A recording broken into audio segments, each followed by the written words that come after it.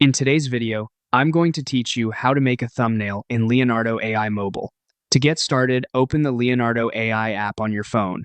Once you're inside the app, look for the Generate option and tap on it.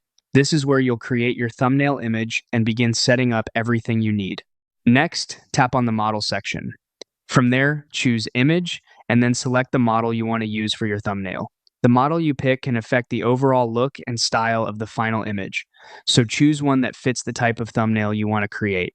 If you're aiming for something bold and eye-catching, keep that visual goal in mind as you make your selection. After that, tap into the prompt area and type your prompt.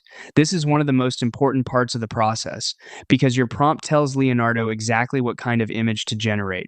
Be as detailed as possible when describing your ideal scene.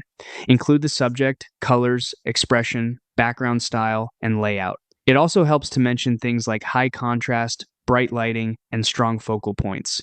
Since thumbnails are usually viewed on small screens, keeping the main subject clear and centered can make the image much easier to recognize at a glance. Once your prompt is ready, tap the settings icon to customize the generation.